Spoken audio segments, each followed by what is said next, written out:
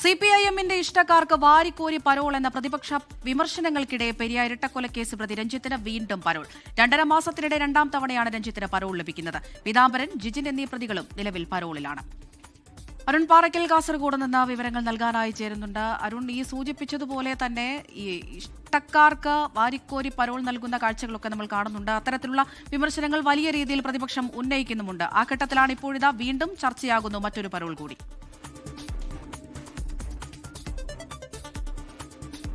CPIM പ്രവർത്തകർ പ്രതികളായ രാഷ്ട്രീയ കൊലപാതക കേസുകളിലെ തടവുപുള്ളികൾക്കാണ് ഇപ്പോൾ തുടർച്ചയായി സർക്കാർ പരോൾ അനുവദിക്കുന്നത്. ഇപ്പോൾ ഏറ്റവും ഒടുവിൽ പെരിയ ഇരട്ടക്കൊലപാതക കേസിലെ 10ാം പ്രതി രഞ്ജിത്തിന് പരോൾ അനുവദിച്ചിട്ടുണ്ട്. ഇതിൽ വിചിത്രമായ കാര്യം, 2 മാസം മുൻപാണ് ഈ പരോൾ കാലാവധി കഴിഞ്ഞ് രഞ്ജിത്ത് കണ്ണൂർ സെൻട്രൽ ജയിലിലേക്ക് തിരിച്ചുപോയത്.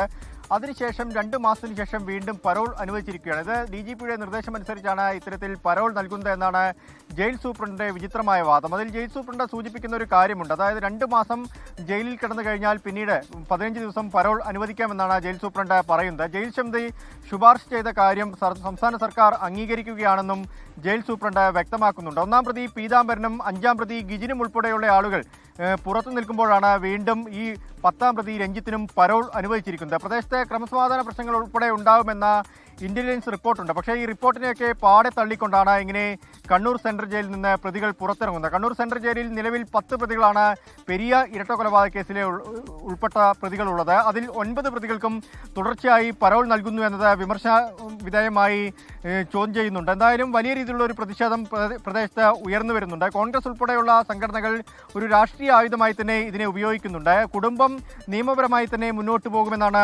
അറിയിച്ചിരിക്കുന്നത്.